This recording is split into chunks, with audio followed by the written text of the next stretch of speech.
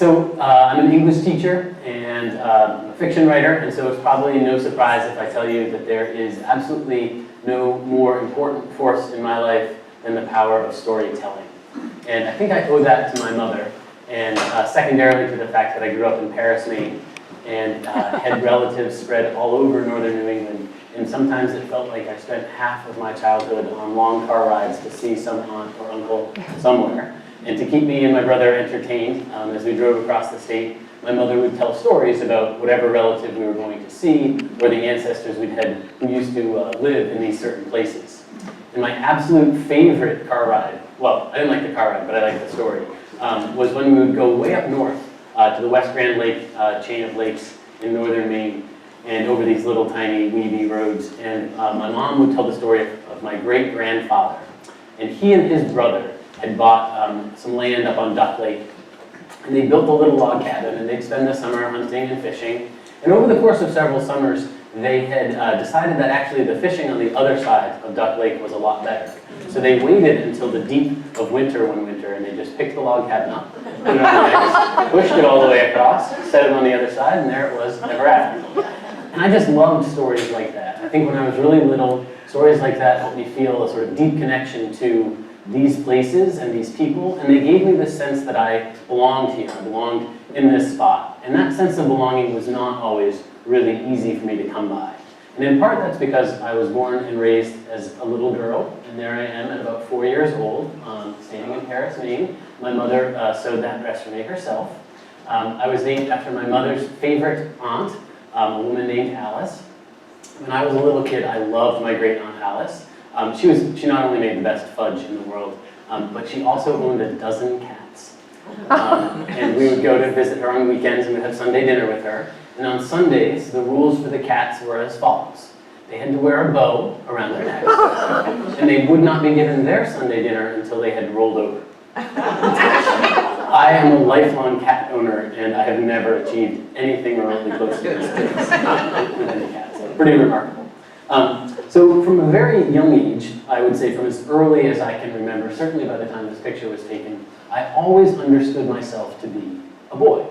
And it was very confusing to me. I only had really two words available to me, boy or girl, and I kept trying to figure out which one felt right or how I was supposed to understand myself. I was lucky, I had the word tomboy. That's how I often describe myself. When I was a little kid, I was always begging to get my hair cut short. My mom always wanted me to get my ears pierced. I would refuse. I was probably the only little girl in 4th grade to say I don't want my ears pierced. I hated wearing dresses. I loved chasing after my older brother. I loved climbing trees. Maine was a great place to grow up. Even for women, the national or state uniform is flannel shirt and jeans. I was good with that.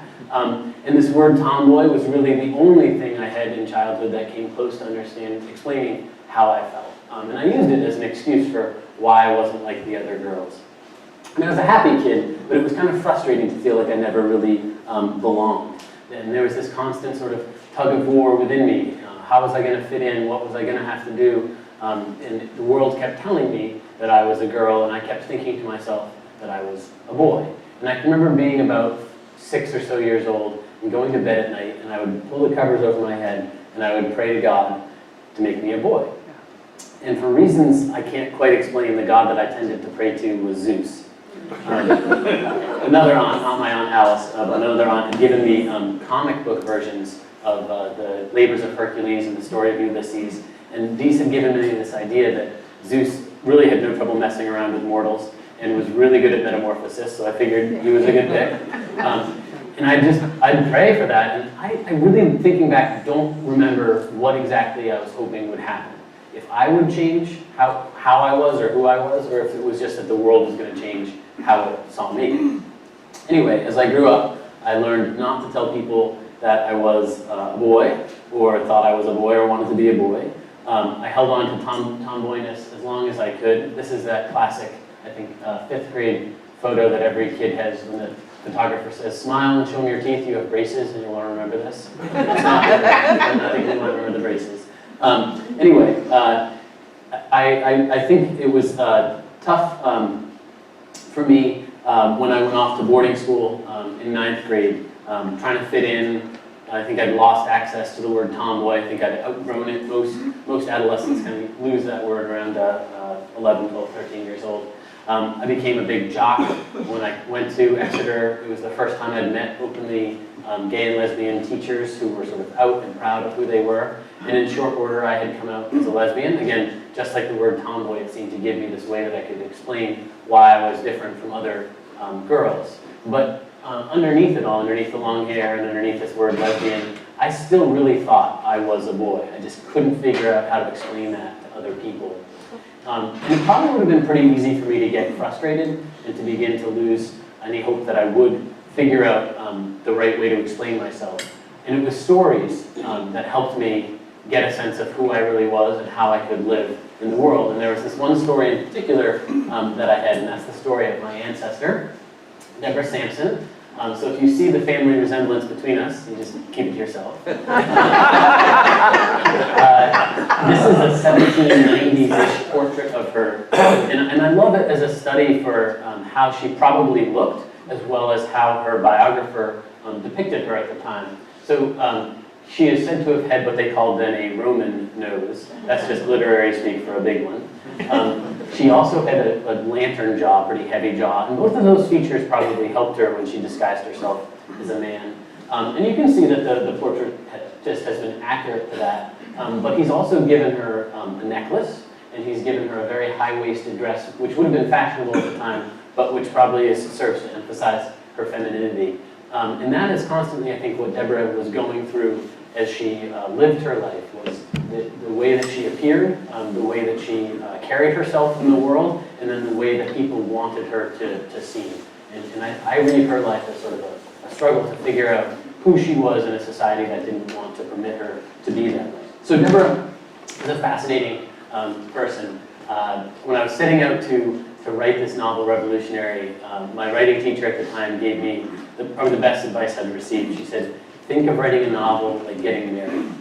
Whatever topic you choose, you're going to spend a lot of years with, so you better be in love with it. And this is about year 10 almost that I have been either researching, writing, or giving talks about Deborah, and I still really am fascinated by her, so that's really good advice. Anyway, so Deborah was born in 1760 in the town of Plimpton, Mass. That's not far from where the Pilgrims got off the Mayflower.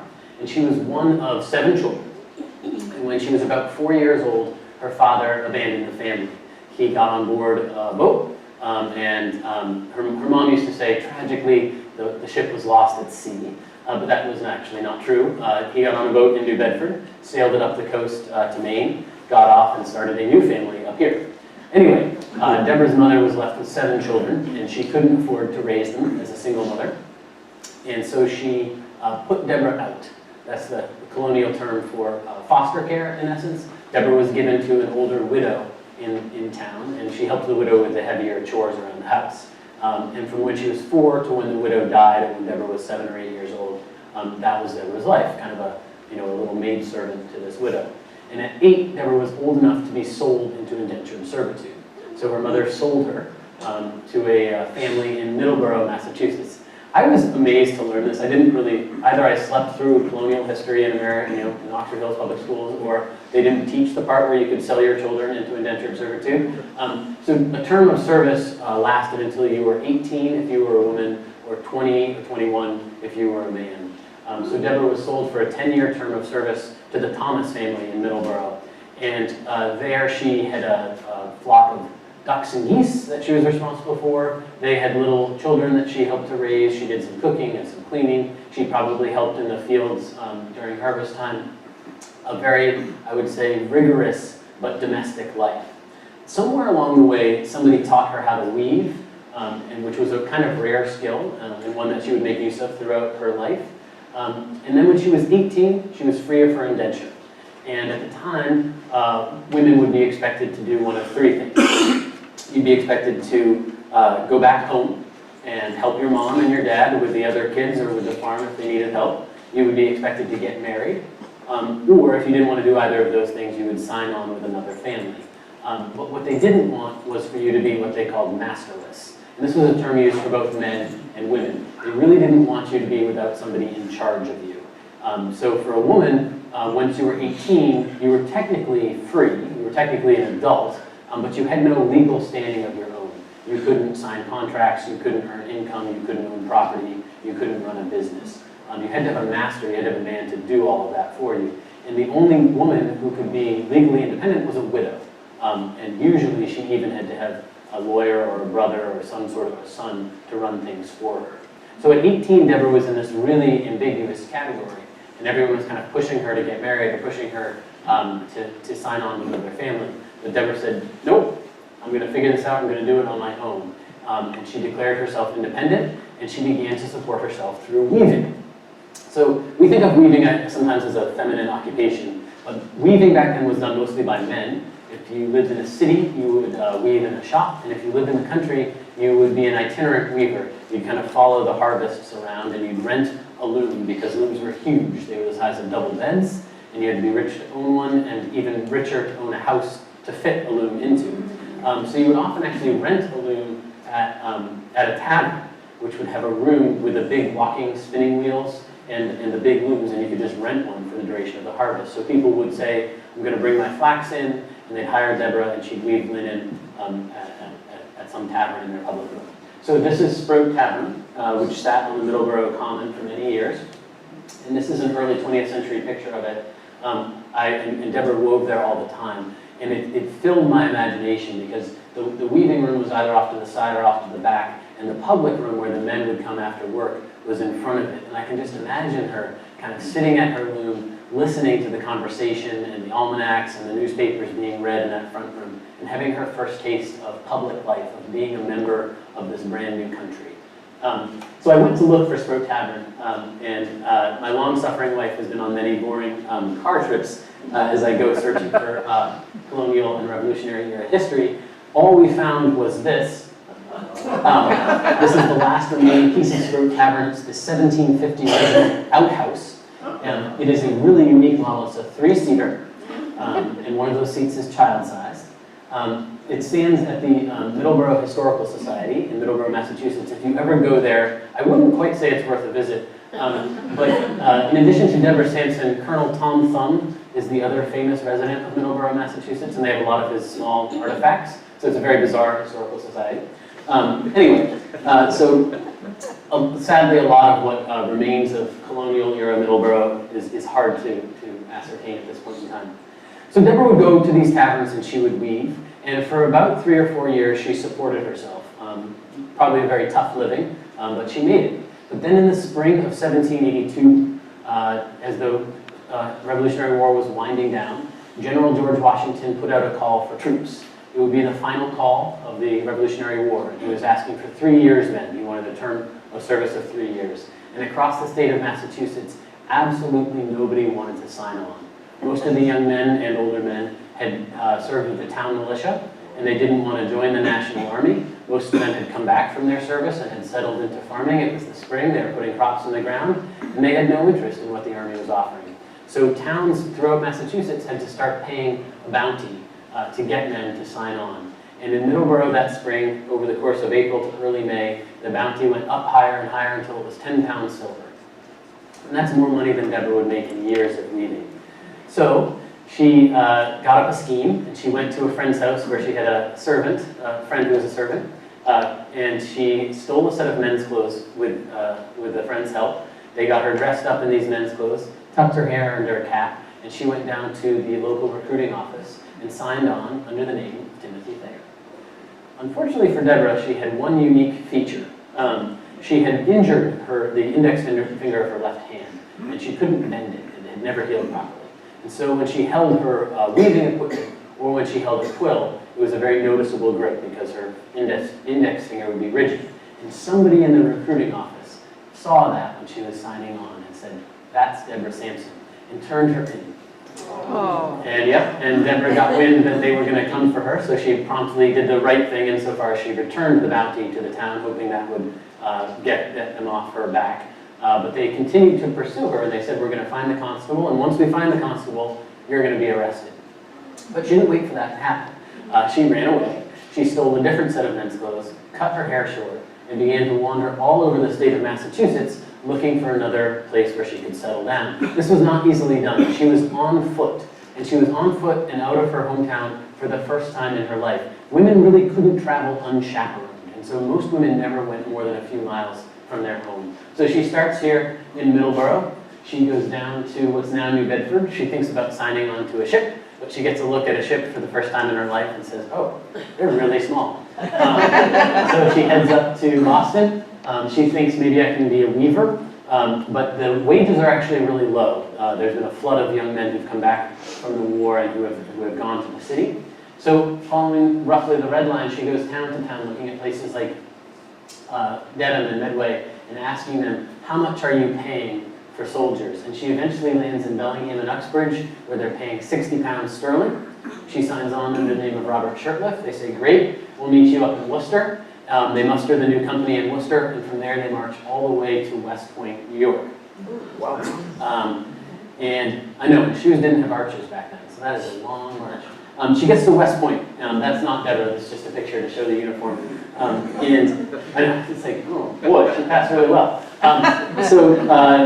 She gets to West Point, and she tells us within her first hour at West Point, they are put through a battery of exercises, running and jumping and crawling and carrying stuff. And from that, based on that, they picked their the light infantry, which is sort of the crack troops, the best troops of the Revolutionary War.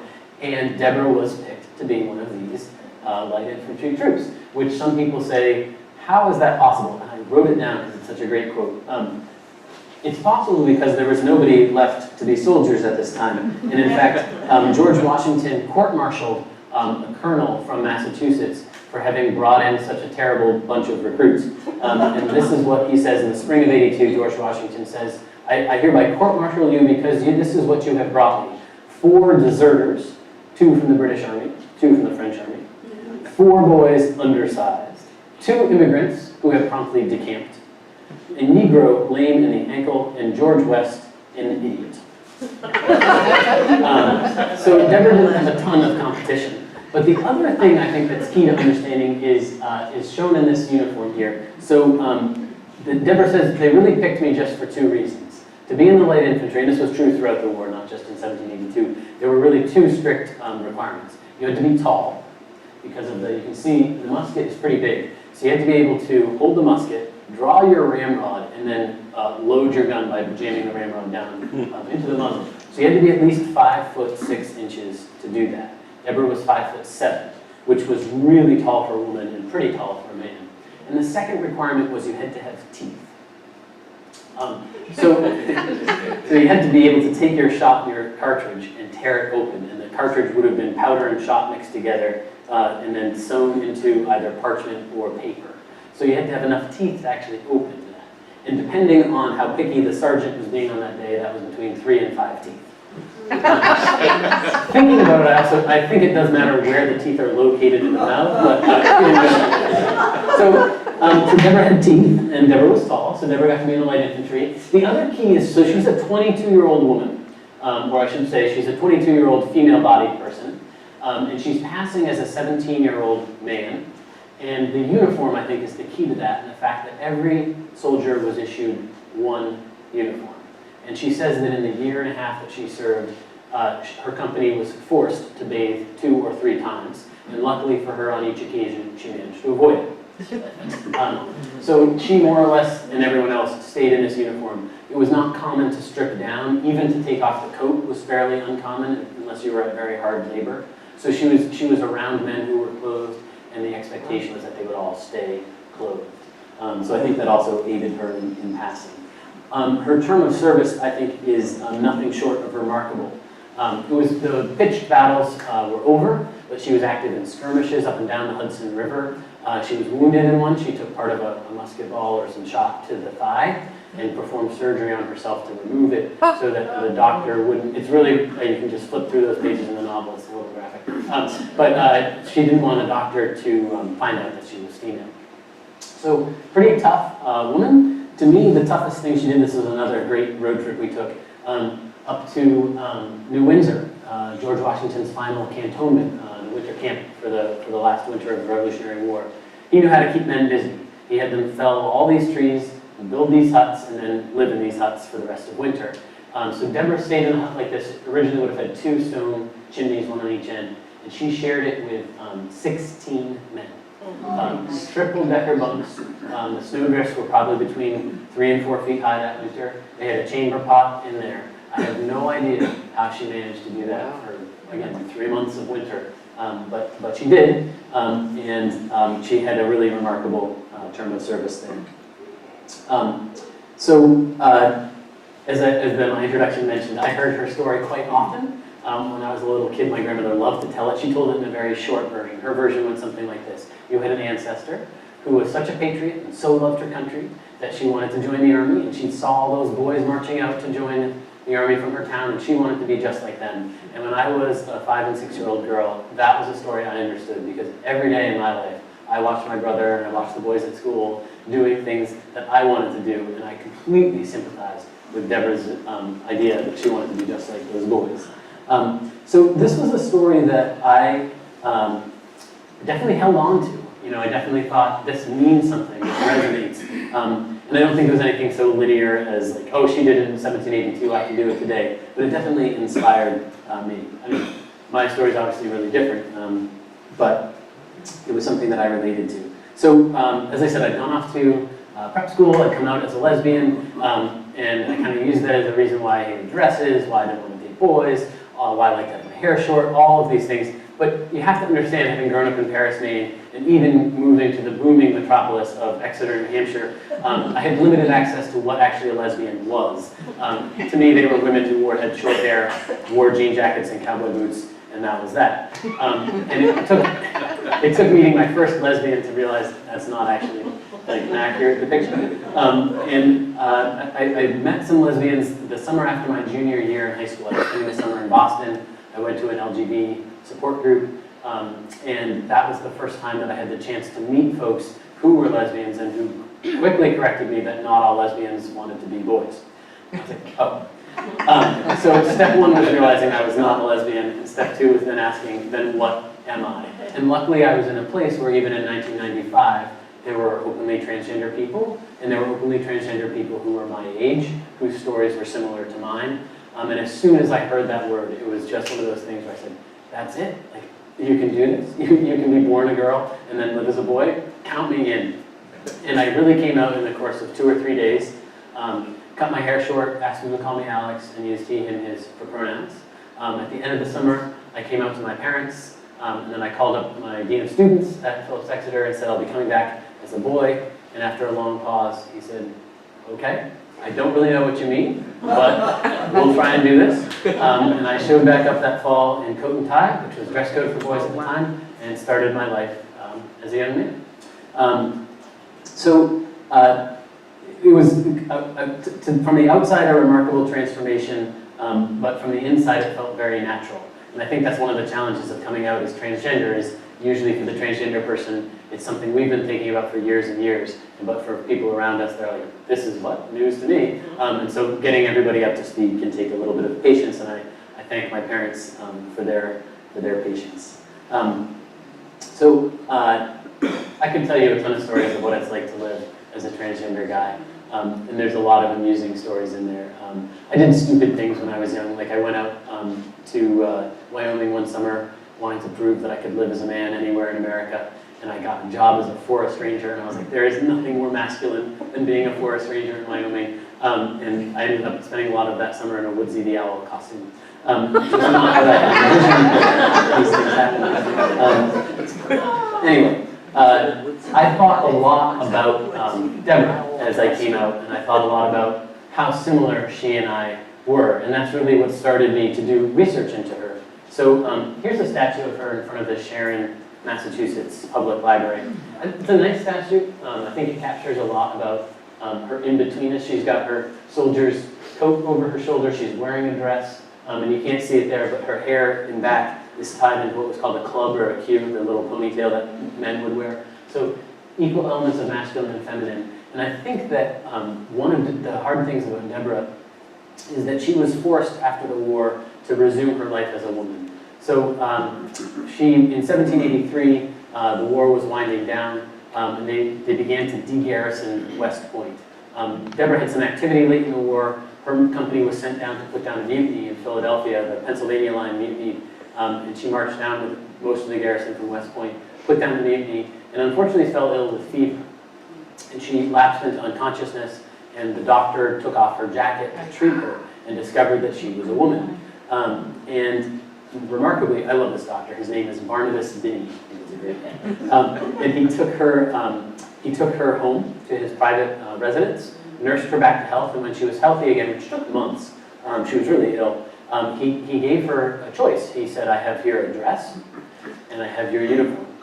And I'm happy to provide you with either, whatever you feel is more appropriate. And she said, give me that uniform.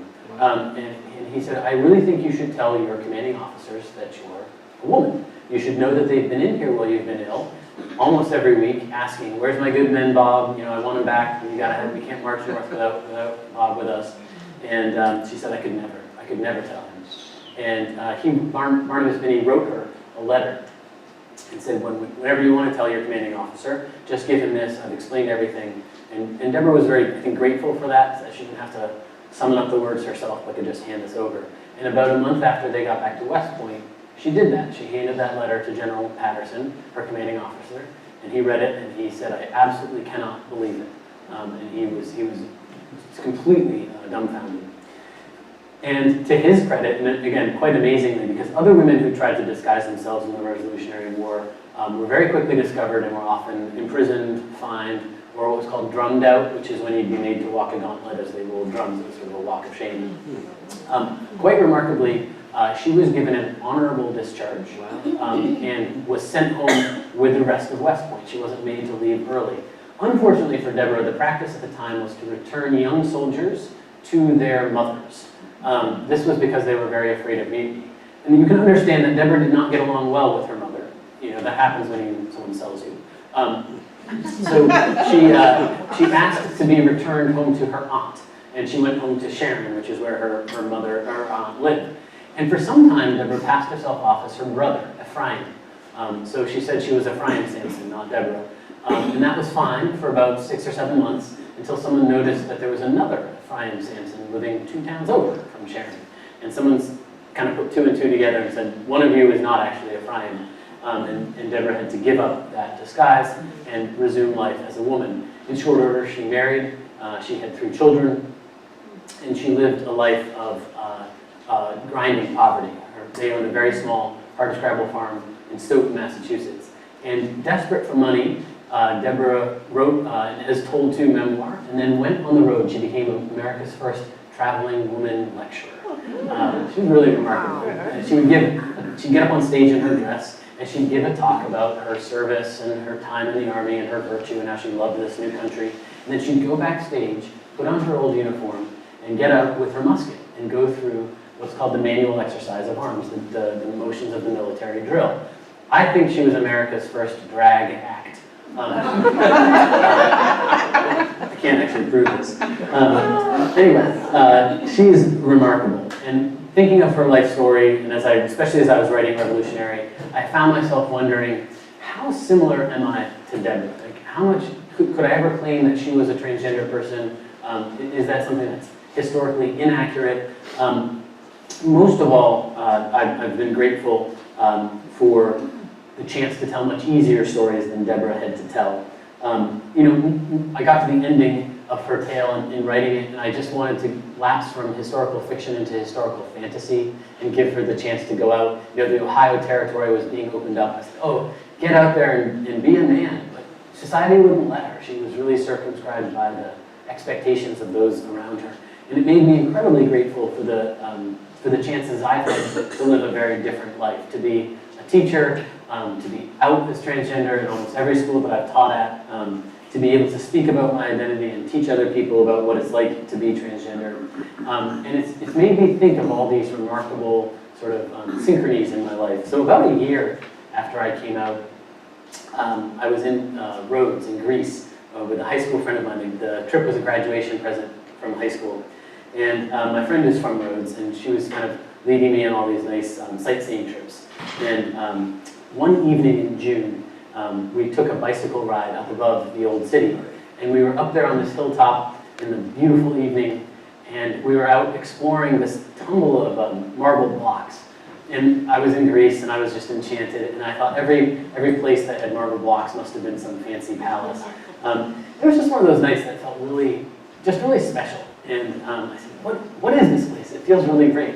And my friend said, oh, this is all that remains of a temple to Zeus. Because there I was 18 years old, I was a young man, and it had finally come true, standing on the remains of Zeus's temple. And I thought, what had happened to bring me to this place? All those years ago, under the covers. And I would have to say that more than anything else, it is stories. It is stories that have let me bridge the gap between who I always knew I was and what everyone told me I was. It is stories that have helped me come to terms with what it means to be a transgender person and how I am supposed to live my life as such.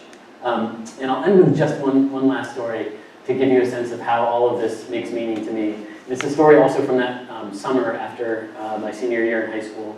On the day I turned 18, I went to probate court in Maine to change my name. And everyone who I asked advice of, which in my way was typically not many people, had told me, oh, it's no big deal, you just go, and you don't even need a lawyer, you just fill in some paperwork and it'll be fine. So I went to Oxford County Courthouse in Paris, Maine, and filled in all the paperwork. I dressed in what I considered to be reasonably gender-neutral clothes, tan pants and a blue shirt, and showed up there and asked to change my name from Alice to Alex. And the judge gave me one look, and he said, this court changes names, not genders. And I was like, oh, I'm in trouble. And he said, you know, I'm not going to grant you that name change because you're going to use it to commit a crime. Oh. And I said, I don't understand. What are you talking about? And he said, it is a crime in Maine for a woman to impersonate a man. And it was true. That was a crime in Maine, and that crime lasted on the books until around 2006. And this was a crime all over time. And who did I think of? Deborah Sampson. She had been accused of the exact same crime when she had signed on back in that lawyer's office all those years ago. So not much had changed in some ways. So I tried to present myself as not needing a change of genders, just changing my name to Alex. I pointed out that I'd said Alex and not Alexander. It was a gender-neutral name. The judge made me sign an oath that I would not try to join the Boy Scouts, nor would I enlist at the Citadel. I swore to both of those things. I still have not joined the Boy Scouts. I would like to find that judge and point out that now they accept transgender Boy Scouts. But at last he granted me my change of name. So I went home. I was a little frazzled, and I told my parents the story. And my mother, in her true New England laconic fashion, said, well, just ignored my whole story. She said, well, I don't see why you didn't just change your name to what we would have named you if you'd been born a boy. I said, oh, what name was that? She said, aha, you had an ancestor. And I was like, this is going to be a good story. She said, you had an ancestor, you see. And his name was Jonathan Meigs. And he fell in love with a Quaker woman. And he proposed to her. And she said no. So he got on his horse and began to ride away. And she changed her mind. And she ran out after him and cried, return, Jonathan Meigs. And he did. And they named their first son, Return Jonathan Meigs. And that name has been passed down. We even have a Return Jonathan Meigs who is Postmaster General of the United States. You can look him up. Had I been born a boy, I would have been Return Jonathan Meigs Myers. Maybe the only reason I'm glad I wasn't born a boy. But I love that story because it is so typical for how I was raised in the sense that stories always gave me. This sense of belonging, this sense of possibility, and a sort of line that tied me to the past, that tied me to what was possible and potential, and it is a line, I believe, that stretches towards the truth. So thank you very much, and I'll happily take questions.